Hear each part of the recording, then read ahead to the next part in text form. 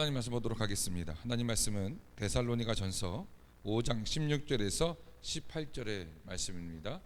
데살로니가 전서 5장 16절에서 18절의 말씀 함께 읽도록 하겠습니다. 시작. 항상 기뻐하라, 쉬지 말고 기도하라, 범사에 감사하라, 이것이 그리스도 예수 안에서 너희를 향하신 하나님의 뜻이니라. 아멘. 오늘은 행복한 우리 교회가 예배를 드리는 첫 예배의 시간이며 또한 절기적으로는 추수감사절입니다. 그래서 많은 교회에서 추수감사절을 맞이해서 감사라는 주제를 가지고 설교를 하게 됩니다. 우리는 어떤 상황에 감사가 나오고 있습니까? 우리가 감사를 할 때는 어떤 때 감사를 하게 됩니까? 20대 중반이었습니다. 20대 중반에 그 군대를 제대를 해서 다시 신학에 편입을 들어갔습니다.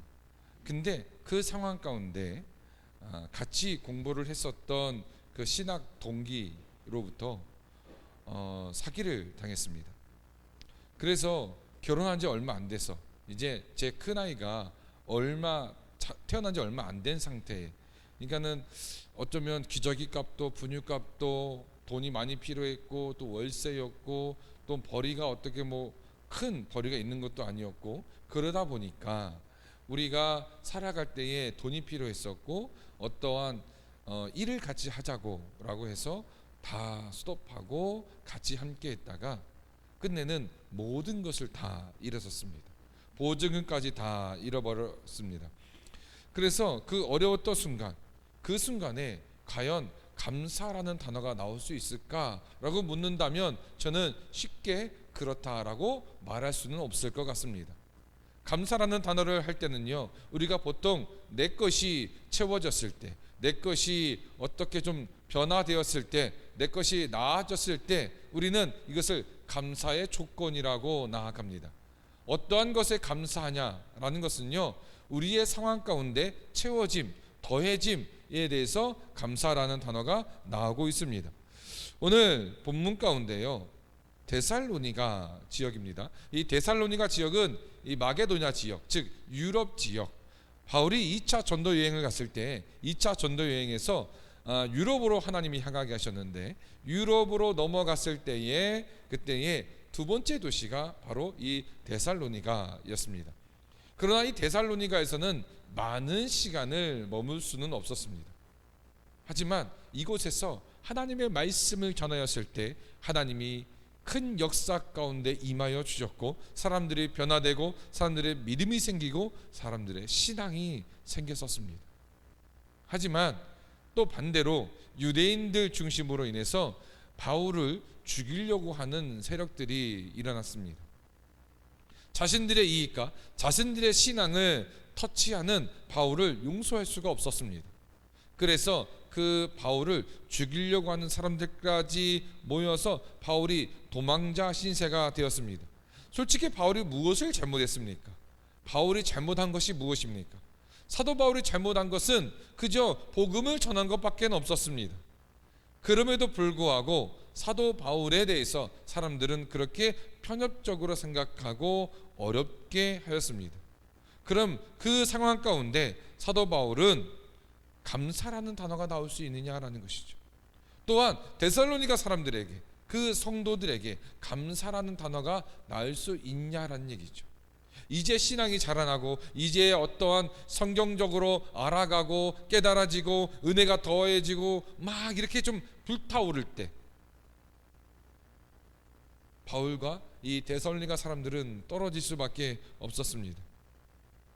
성경에 보면 하나님께서 만나는 사람들마다 특징이 있는데 그 사람들의 특징이 뭐냐면 감사의 조건을 가지고 나갑니다.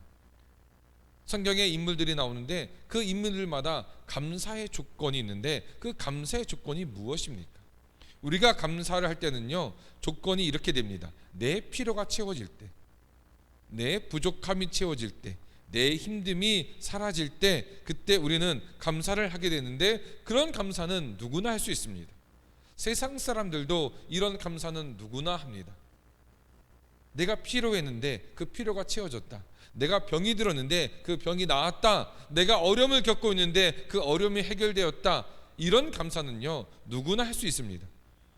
청교도들이 이제 메이플라워를 타고 미국에 도착했습니다. 그들이 살던 영국과 미국은요, 전혀 다른 상황이었습니다. 왜냐하면 지금의 미국이야 세계를 주름잡은 그런 나라지만 그 당시에 미국이란 나라는 굉장히 아무것도 없는 땅이었습니다. 청교도들이 그 땅으로 가서 땅을 갈구고 농사를 짓고 이렇게 살아가고 있었습니다. 근데 문제는 그들에게 있어서 어려움이 닥쳤습니다. 사람들이 죽어갑니다. 병들어 죽어가고 굶어 죽어가고 어려움이 겹치기 시작했습니다. 그때 사람들이 말합니다. 여러분, 우리 금식기도 합시다. 금식기도 하고 하나님께 부르짖읍시다. 사람들이 금식기도 합니다. 부르짖습니다. 그런데 또 어려움이 찾아옵니다. 그리고 또 어려움이 찾아옵니다. 이럴 때에 어느 한 농부가 말합니다. 여러분, 지금까지 우리는 금식하면서 하나님께 도와달라고만 기도했습니다. 하나님, 우리가 이것이 없으니, 이것이 어려우니, 이것이 안 되니, 이것이 힘드니 이것을 도와주십시오. 이런 기도만 했었습니다. 그러나 이제는 우리가 좀 다르게 생각해 봅시다. 우리가 삶 가운데 하나님께 도와달라고만 말하는 것이 아니라 하나님 감사합니다, 이 고백을 우리가 한번 찾아보지 않겠습니까? 우리가 어떤 감사를 드릴 수 있는지 한번 생각해 보면 좋을 것 같습니다. 이런 의견을 냈습니다. 사람들이 모였습니다. 그리고 고민하기 시작합니다. 생각하기 시작합니다. 무엇이 감사한가? 그들은 청교도들입니다. 그래서 하나님으로부터 하나님의 말씀을 사모하여서 영국에서 핍박 가운데, 어려움 가운데, 그 유럽에서의 그 고통 가운데 청교도들이 미국으로 왔습니다. 미국으로 와서 그들이 누릴 수 있던 것은 무엇입니까? 바로 온전한 예배였습니다. 감사할 거리가 생겨나기 시작했습니다. 하나님, 예배를 드리게 하심이 감사합니다. 하나님, 우리가 자유롭게 하게 하시니 감사합니다. 하나님, 우리가 이 넓은 땅에서 자유롭게 농사하고 자유롭게 예배할 수 있으니 이 얼마나 감사합니까? 감사거리가 나오기 시작했다라는 것이죠. 감사는요, 조건의 감사가 아닙니다. 인간적 조건의 감사는 하나님이 원하는 감사가 아닙니다. 하나님이 원하는 감사는요, 그러면 어떤 것일까요? 여러분, 요셉이 어려움이 닥쳐왔을 때에 여러분은 감사할 수가 있겠습니까? 요셉이 그 힘든 고통 가운데 놓여졌을 때 여러분이 그 상황이라면 감사를 하나님께 고백할 수 있습니까? 여러분에게 욥의 어떠한 그 시험이 닥쳐왔다고 했을 때 여러분은 그 시험에 하나님 감사합니다라는 고백을 할 수 있겠습니까? 주식을 하는 사람들을 보면요, 그 얼굴에서 주식이 얼마나 올랐는지 안 올랐는지 표시가 납니다. 왜냐하면 매일 핸드폰만 보고 있습니다. 그래서 올랐니 안 올랐니 그 얼굴 표정에서 바로 드러납니다. 올랐으면 밝게 웃고요, 떨어졌으면 울상을 짓습니다. 그래서 이 빨간색이 주식이 올라가는 거라고 파란색이 내려가는 거라고 하는데, 그래서 빨간색을 좋아해서 온 집안을 다 빨갛게 한답니다. 집안에 파란색이 있으면 다 치워버립니다. 파란색 옷도 입지 않는다는 말을 할 정도로 사람들은 굉장히 민감해합니다. 사람들은 감사의 조건을 찾으려고 애를 씁니다. 채워진 것, 나아진 것, 좋아진 것. 그러나 하나님께서 오늘 이렇게 말씀해 주십니다. 항상 기뻐하라, 이렇게 말씀해 주십니다. 사람이 어떻게 항상 기뻐할 수 있겠습니까? 조건이, 상황이 좋아질 수도 있고 나빠질 수도 있고, 속된 말로 인생을 파도라라고 말을 하기도 하면서 좋을 때도 있고 나쁠 때도 있고 기쁠 때도 있고 슬플 때도 있습니다. 그런데 하나님께서는요, 항상 기뻐하라 라고 말씀해 주십니다. 어떻게 항상 기뻐할 수 있겠는가? 이것이 하나님의 조건입니다. 감사를 할 수 있는 첫 번째 조건은 항상 기뻐하라. 그러면 이 항상 기뻐하는 게 가능한 것이 어떻게 가능한가? 찬송가 370장에 보면 주 안에 있는 나에게 라는 찬양입니다. 주 안에 있는 나에게 딴 근심이 있으랴 십자가 밑에 나 내 짐을 풀었네 주님을 찬송하면서 할렐루야 할렐루야 이 찬양 이 좋은 찬양 근데 이 좋은 찬양이 어떻게 쓰여진 줄 아십니까? 엘리자 에드먼드 히윗이라는 사람이 있습니다. 이분은 여성분이시고요 평생을 독신으로 살았습니다. 연애를 싫어했던 것은 아니었지만 사역에 힘쓰다 보니 그렇게 독신으로 끝내 생을 마감할 수밖에 없었던 분이신데 이 히윗이라는 사람 필라델피아 출신 여루 찬송 작가입니다. 이분은요 특별히 어떠한 달란트를 받았냐면 주일학교에 대한 달란트를 받았습니다. 그래서 주일학교 학생들을 모으고 주일학교 학생들에게 복음을 전하고 헌신하며 애썼던 사람이었습니다. 근데 이 사람이 열심히 사역하던 중에 이 주일학교에 모으는 친구들이 전부 다 건전하고 착하고 이쁘고 이런 친구들만 오면 좋겠지만 사실은 그렇지 않습니다. 악동들도 있고 나쁜 친구들도 있고 어려운 친구들도 있습니다. 그 중에 어떤 친구가 지붕 위에 올라갔다가 지붕 슬라이트를 이 선생님에게 던진 거죠. 그리고 이 선생님은 그것을 맞아서 허리를 다치게 됩니다. 허리를 다쳐본 사람들은 압니다. 저도 허리가 그게 좋지는 않지만 허리가 아플 때는요 아무것도 할 수 없습니다. 누워도 아프고 앉아도 아프고 일어서도 아프고 정말 옴짝달싹을 할 수 없는 상황이 됩니다. 근데 이 선생님이 허리를 다친 겁니다. 하나님께 기도합니다. 하나님, 내가 하나님께 헌신하지 않았습니까? 하나님, 내가 하나님께 봉사하지 않았습니까? 무엇이 부족합니까? 예배를 내가 안 드렸습니까? 헌금을 적게 냈습니까? 무엇을 내가 부족히 하나님께 나아갔습니까? 응답이 없습니다. 그 다음 날도 기도합니다. 그 다음 날도 기도합니다. 그러면서 원망이 쌓여져 가는 어느 날 이 병실을 청소하는 어느 흑인 여성이 들어옵니다. 청소부고요. 그 당시에 흑인이라고 한다면 인간적 대접을 받지 못하는 사람들이었습니다. 그런데 이 흑인이 콧노래를 부르며 들어오는 거죠. 그래서 이 히스라는 이 선생님은 묻습니다. 아니 뭐가 좋아서 그렇게 콧노래를 부릅니까? 라고 물었습니다. 그때 충격을 받게 됩니다. 이 청소부 흑인 녀석은 그렇습니다. 선생님, 저는요 가진 것도 없고 뭐 잘난 것도 없습니다. 그런데 하나님께서 나에게 축복을 주셨는데 그 축복이 뭐냐면 내 고난을 찬송할 수 있게 하셨습니다. 내가 고난이 있을 때, 내가 힘이 들 때 찬송하게 하였습니다 라는 고백을 하였던 것이죠. 이 소리를 듣고 이 히윗 선생님은 충격에 빠졌습니다. 나는 고통 가운데 어떻게 하였는가? 나는 고통 가운데 어떻게 하나님께 나아갔는가? 원망했습니다. 불평했습니다. 따졌습니다. 그런데 이 여인은 그렇지 않았습니다. 이 흑인 여성은 찬송하며 다녔습니다. 그때 깨달아진 것이죠. 회개하기 시작했습니다. 하나님, 나의 죄를 용서하여 주시옵소서. 하나님, 나의 죄를 용서하여 주셔서 나로 하여금 하나님의 온전한 하나님의 도구로 사용하여 주시옵소서. 회개하며 기도하며 나아갔습니다. 그리고 그때의 읊조렸던 찬양이 바로 이 370장의 가사였고 이것이 나중에 찬양으로 나온 것입니다. 주 안에 있는 나에게 딴 근심이 있으랴.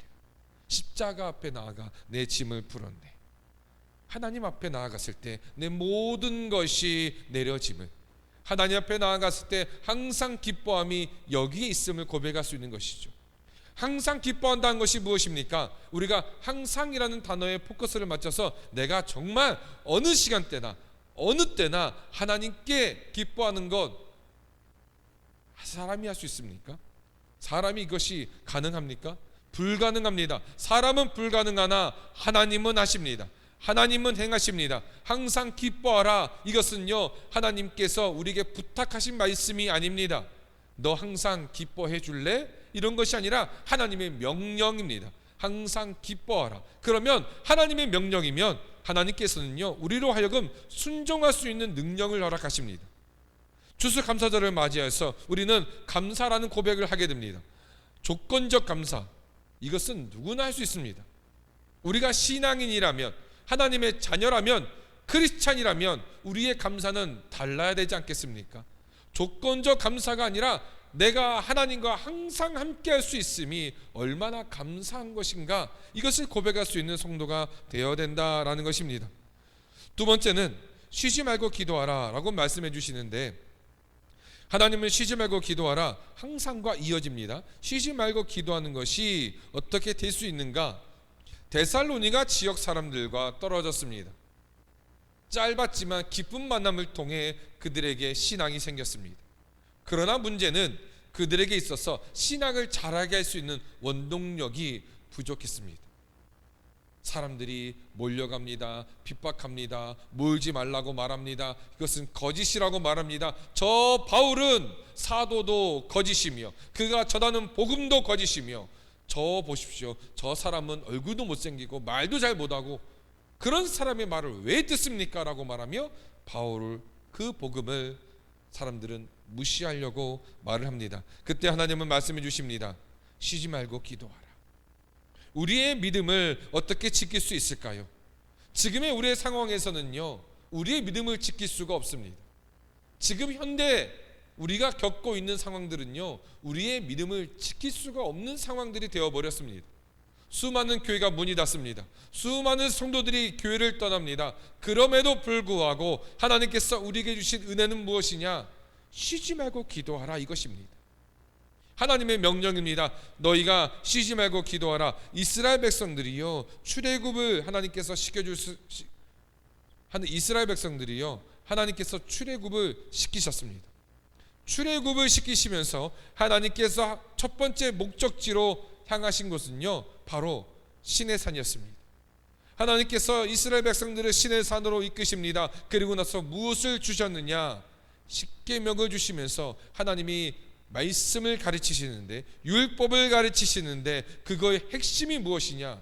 바로 하나님을 향한 중심이라는 것이죠. 하나님과 나와의 관계, 사람과 사람의 관계, 그 가운데에 가장 중요한 것이 무엇이냐? 핵심이 무엇이냐? 키포인트가 무엇이냐? 바로 하나님과 나와의 관계입니다. 관계. 내가 하나님을 바라보고 있는 거예요. 왜냐하면 하나님은 우리를 항상 바라보시거든요.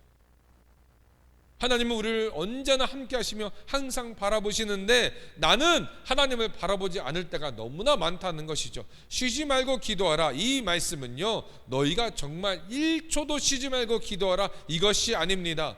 하나님과 관계가 끊어지지 않게 하라는 것입니다. 끊임없이 하나님께 부르짖고 끊임없이 하나님께 맡기며 끊임없이 하나님께 나아가야 되는 그 이유를, 그 말씀을, 그 명령을 우리에게 하시는 것입니다. 사람들은요, 코로나의 대책을 지혜를 짜기 시작했습니다. 어떻게 하면 코로나를 이길 수 있는가? 지혜를 짰습니다. 그리고 6개월이면, 1년이면, 조금만 더 하면 이 상황이 넘어갈 거야, 이렇게 상황을 예측했었습니다. 교회들이 문을 닫기 시작했습니다. 예배를 안 드리기 시작했습니다. 영상 예배를 드리며 나아갔습니다. 그러나 그 결과는요, 우리가 보는 현실입니다. 교회가 문을 닫고 성도가 떠나고 신앙들이, 크리스찬들이 줄어들어가고 없어져가는, 사라져가는 상황이, 그 시대가 지금의 시대입니다. 이런 시대 때 감사라는 고백이 쉽게 나올 수 있을까요? 그런데요, 하나님께서 말씀하십니다. 쉬지 말고 기도하라. 이 데살로니가 사람들에게 있어서 지금 현실은요, 감사가 나올 수 없는 상황입니다.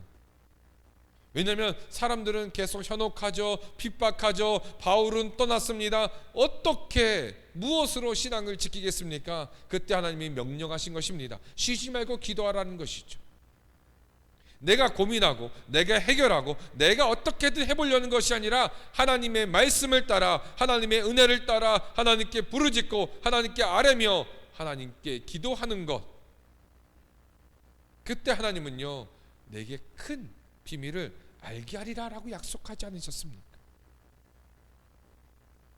하나님께서는요 쉬지 말고 기도하라. 이 언약궤가요 예루살렘 안에 들어옵니다. 예루살렘 안으로 들어올 때에 다윗이 얼마나 기뻤겠습니까? 그래서 바지가 내려가는지도 모르고 춤을 추며 기뻐했었던 다윗이었습니다. 그런데 그 다윗이 예루살렘으로 들어왔던 언약궤가 세워지면서 어떻게 하였냐면 역대상 16장 7절 8절에 이렇게 되어 있습니다.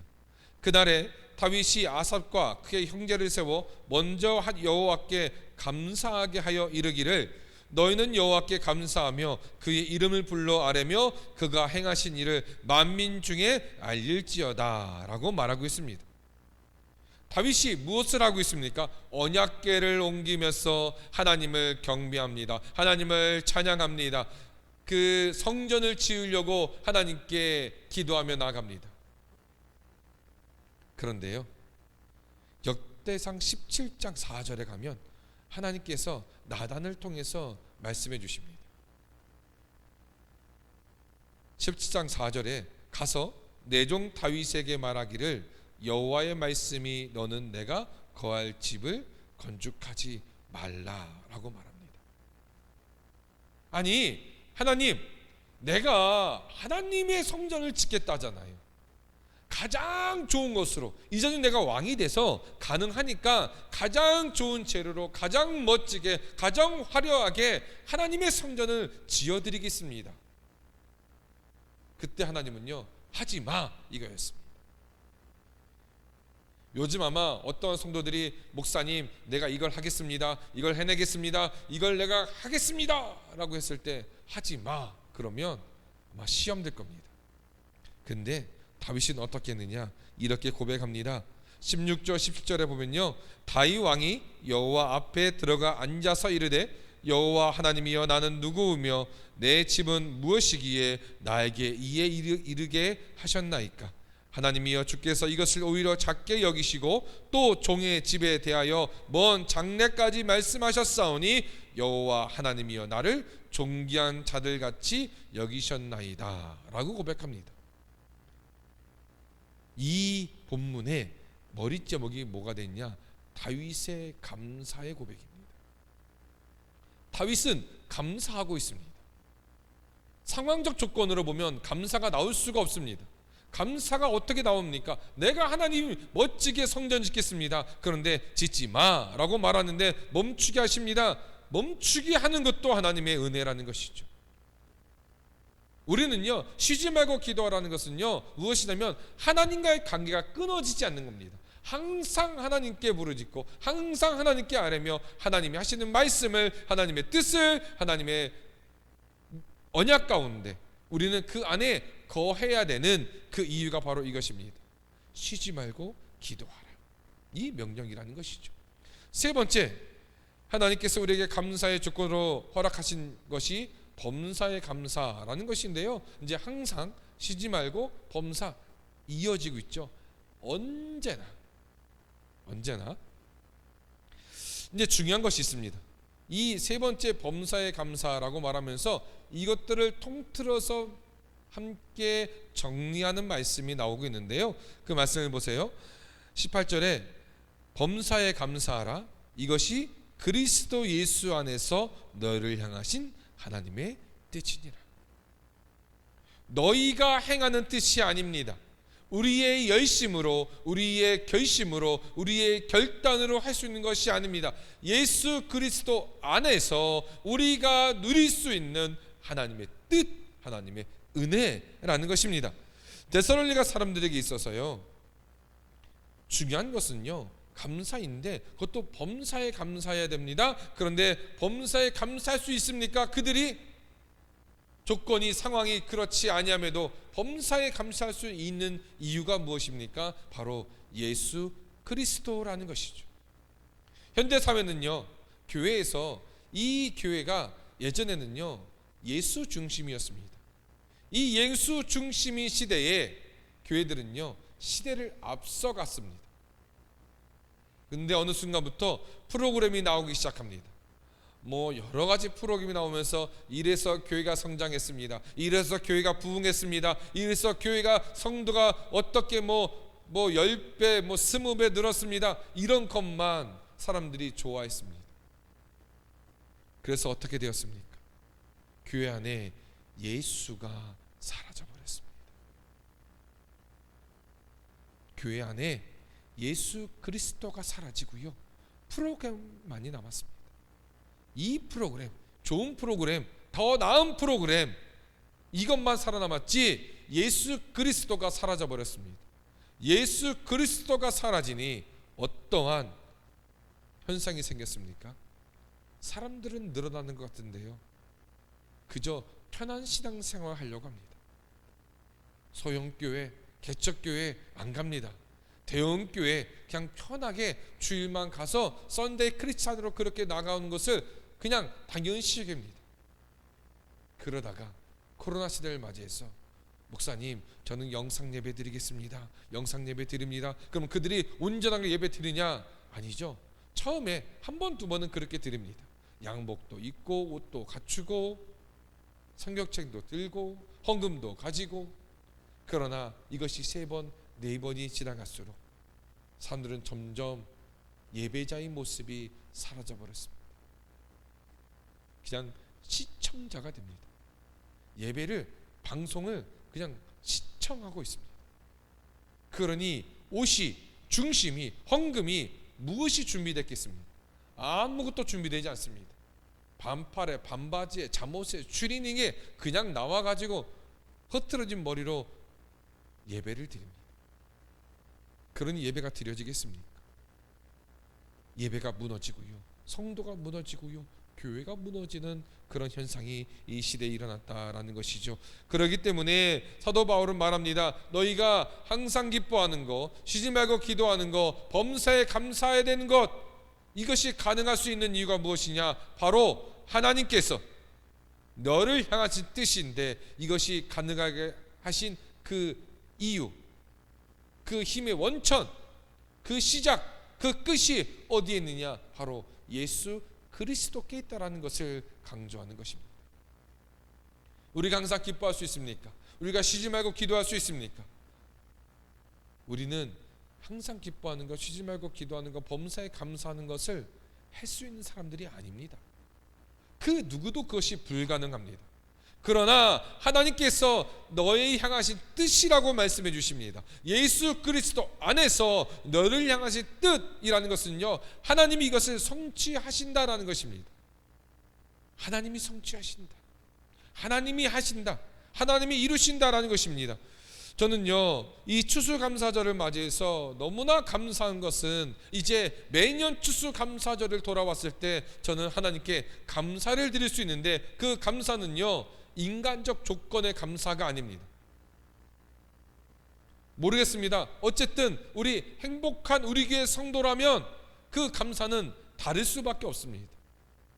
왜냐하면 오늘이 바로 그 행복한 우리 교회의 첫 예배이기 때문에 그렇습니다.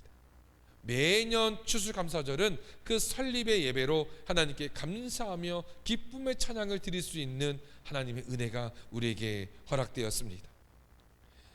조건으로 보면 불가능합니다. 사람들은 말합니다. 지금 이 시대에 웬 개척이냐? 이 시대에 왜 그렇게 사느냐? 너무 무리한 거 아니냐? 그런 말들을 합니다. 그러나 하나님은요, 행복한 우리 교회를 세우실 때요, 그렇게 세우지 아니하셨습니다.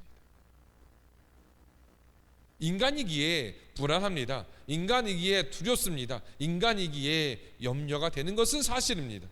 그러나 그 염려 가운데, 불안한 가운데, 걱정 가운데 하나님은요, 그 모든 것을 내려놓게 하였습니다.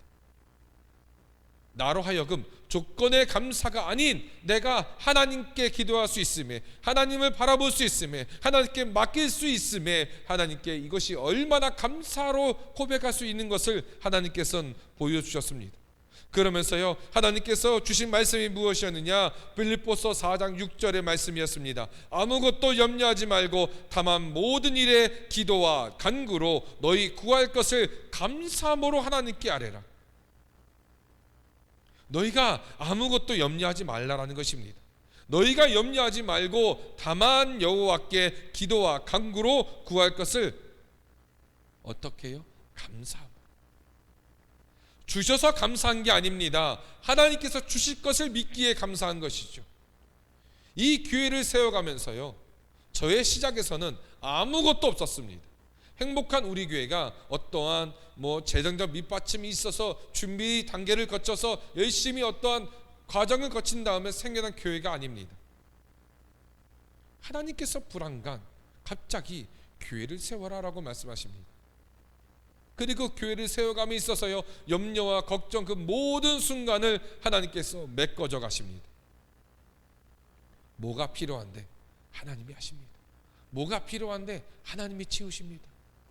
이것이 안 되는 것 같은데, 저것이 어려운데 하나님이 하셨습니다.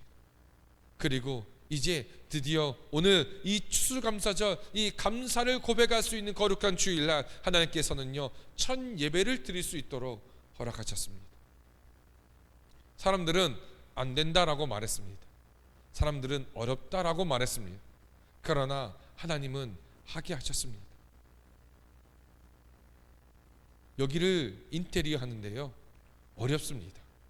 처음 해보는 거니까 당연히 어렵죠. 청소하는 것마다 어려운데 페인트 칠을 하고 꾸미고 공사를 하는 것이 어렵습니다. 집에 들어갈 땐 정말 기어서 들어갔습니다. 그런데 또 아침에는 새 힘을 주십니다. 그렇게 하나님께서는요, 은혜와 은혜를 더하여 주시사 나로 하여금 걱정과 불만과 염려를 가지고 하나님께 나아가는 것이 아니라 끊임없이 감사를 고백할 수밖에 없는 상황으로 만들어 주셨습니다. 이 교회는요, 하나님이 세우신 교회입니다. 이 교회는 하나님께서 만들어 주신 교회고요, 이 교회는 하나님께서 인도하신 교회라는 것을 하나님께서 분명하게 드러내 주셨습니다. 그러므로 우리는 매년 추수감사절 때 우리는 이 감사를 할 수 있습니다. 하나님 감사합니다. 내가 채워졌으니, 내가 어떤 게 메워졌으니, 내가 해결됐으니, 내가 나아졌으니 감사합니다. 이런 감사가 아닙니다. 내가 하나님께 함께하고 있으니, 내가 하나님께 부르짖을 수 있으니, 내가 하나님과 동행하고 있으니 감사함을 고백할 수 있도록 허락하신 그 은혜, 그 감사, 이 감사가 우리에게 허락되었다라는 것입니다. 그러므로 우리는 현재 상황 가운데요, 가지고 있는 많은 걱정과 많은 염려와 많은 힘듦이 누구에게나 있습니다. 그러나 우리에게는 무기가 있습니다. 은혜가 있습니다. 그것이 무엇입니까? 하나님이 우리와 함께 하심이라는 것입니다. 데살로니가 지역의 사람들은, 이 성도들은 감사할 거리가 없었습니다. 그런데 하나님은 말씀해 주십니다. 항상 기뻐하라, 쉬지 말고 기도하라, 범사에 감사하라. 이것이 예수 그리스도를 통하여 너에게 향하신 하나님의 뜻이라고 하나님께서 말씀해 주셨습니다. 그러므로 조건적으로, 상황적으로 그렇게 나아가지 마십시오. 항상 기뻐하십시오. 쉬지 말고 기도하십시오. 범사에 감사하십시오. 하나님이 우리와 동행하십니다. 하나님이 우리와 함께하여 주십니다. 하나님이 우리를 떠나지 아니하십니다. 이 은혜가 우리에게 있음을 우리가 기억하고 하나님 앞에 감사함으로, 하나님 앞에 찬양하며, 하나님 앞에 예배하며 하나님과 동행하는, 하나님께 감사하는 하나님의 은혜를 영광 돌리는 거룩한 성도가 되기를 주님의 이름으로 간절히 소망합니다. 기도하겠습니다.